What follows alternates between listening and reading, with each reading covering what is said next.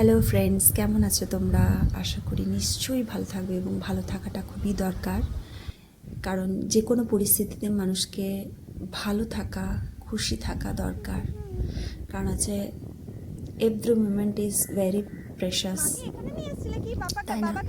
তো যাই হোক, এই ছোট্ট মতো ভিডিওটা তোমাদের কাছে শেয়ার করলাম এই জন্যেই যে এই জায়গাটা আমার কাছে খুব আকর্ষণীয়, খুবই আকর্ষণীয়।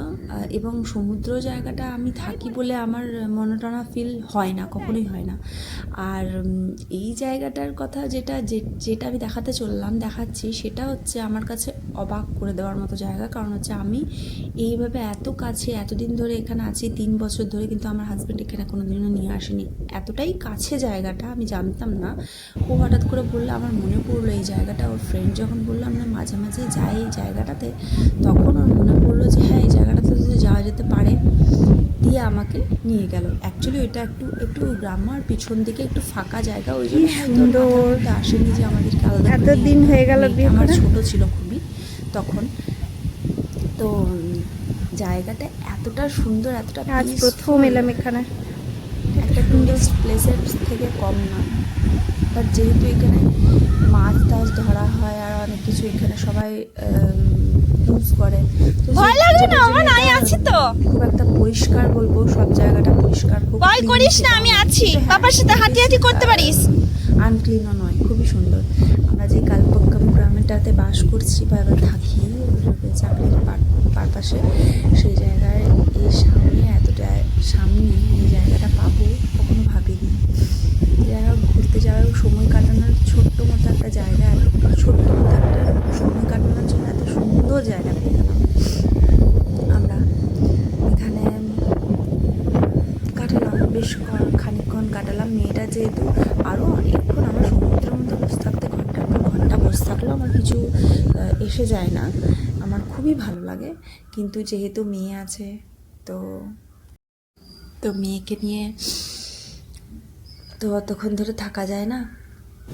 ওর ঠান্ডা লেগেছে, বা অলরেডি ওর একটুখানি সর্দি হয়েছিল আগের দিন, যেহেতু স্নানটা একটু বেশি হয়ে গেছিলো, দিয়ে ঠিকই সর্দিটা হলো ওর এখানে থেকে। কিন্তু ও প্রচণ্ড এনজয় করেছে, এই যে মুখটা দেখে বুঝতে পারছে ও কত এনজয় করেছে পাপার সাথে ওখানে বসে বসে কত গল্প, এনজয়মেন্ট, এবং সে প্রচণ্ড এনার্জিটা হাই হয়ে যাওয়ার মতো অবস্থা।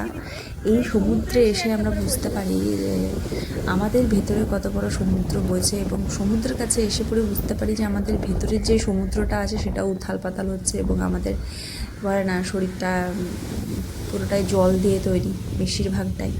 তো সেটা বুঝতে পারি যেন টানে একদম। আমাকে তো টানে, তোমাদের কি করে আমি জানি না, বাট জানি ম্যাক্সিমাম মানুষদের সমুদ্র তো অবশ্যই ভালো লাগবে, তাই না? কি সুন্দর ঢেউগুলো আসছে, এটাই বলছে মেয়ে আমার। সমুদ্রগুলো কীভাবে, আর তারপরে আবার পূর্ণিমার আগের দিন গেছিলাম, গতকাল পূর্ণিমা গেলে এবং তার আগের দিন গেছিলাম, যেটার জন্য এতটা সমুদ্রের ঢেউ। তা আমরা এদিকটাতে এসছি, আর সামনের দিক দিয়ে যদি যেতাম, যেটা আমরা প্রায়শই যাই, সেই জায়গাটাতে সমুদ্রের ঢেউটা বেশি করে উথাল পাথাল দেখা যায়, আরও বেশি করে। আর এখানটাতে সৌন্দর্যটা বেশি, পাথরের মধ্যে ধাক্কা দিচ্ছে আর চলে যাচ্ছে।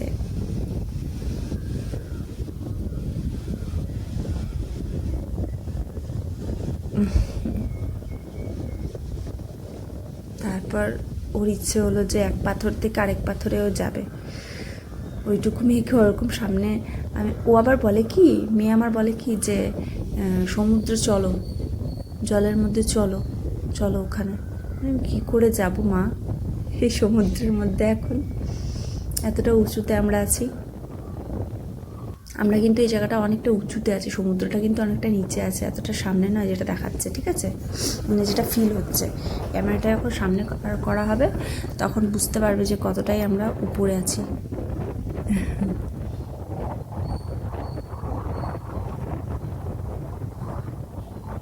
এই যে আমরা এতটা উপরে আছি।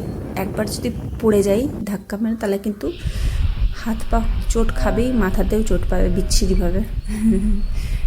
বলে না ভয়ানকের মধ্যে সৌন্দর্যটা থাকে লুকিয়ে।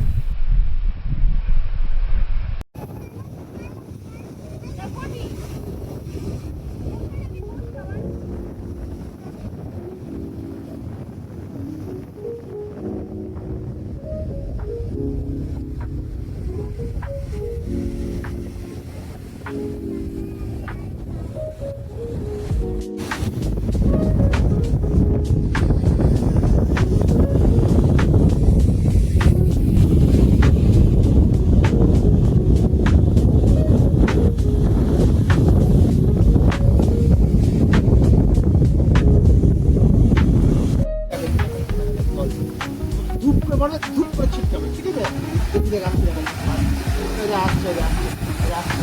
দেখা, দেখা, দেখা, দেখা, এই, এই, এই, এই, এই, এই, এই, এই, এই, ছুটু, দেখ, ঠিক আছে? আবার দেখা যাবে, আবার ওখান থেকে কেউ আসছে, এই যে আসছে, এই যে আসছে, এই যে একটু একটু আসছে, ওই দিক দিয়ে নামতে হবে ওর বাবাকে। তো আমি একটু ভয় পেয়ে গেছিলাম, কারণ এই দিক দিয়ে দেখা যাচ্ছে না ব্যাপারটা, ওই দিক দিয়ে কীভাবে নামা যাবে। তো আমি বারণ করলাম, আমি ভাবতেও যেও না ওই দিক দিয়ে নেমে না। দিয়ে আমি উঠে একটুখানি দেখলাম যে না ব্যাপারটা ইজি, খুব একটা কঠিন নয়, বাট বাচ্চাকে নিয়ে মেয়েকে নিয়ে ওইভাবে একটু রিস্কি হয়ে যায়, কারণ হচ্ছে পড়লে একেবারে মাথার মধ্যে পাথরটাতেই মাথাটা ফুটবে, তাই একটু ভয় লাগে। তো যাই হোক ওর বাবা খুব সুন্দরভাবে ক্যারি করলো, কোনো অসুবিধা হয়নি। পা পিছিয়ে যাওয়ার ভয় থাকতো। তো যাই হোক মেয়ে ওখান থেকে যেতে চাইছিল না, কিছুতেই না, বললো বালিতে বসবো, বালি ঘাটবো এবং ঘেটে পড়ে তারপরে। কিন্তু ওকে কোনো রকমভাবে বোঝানো হলো যেটা খুব বাজে, এটা এই ওই হ্যান ত্যান করে ওকে রীতিমতো স্টপ করা হলো, দিয়েও বালি না হাত দিয়ে। তারপরে তোমাদের ভিডিওটা কেমন লাগলো অবশ্যই জানিও। তো ছোট্ট একটা অনুভূতি শেয়ার করলাম এটা।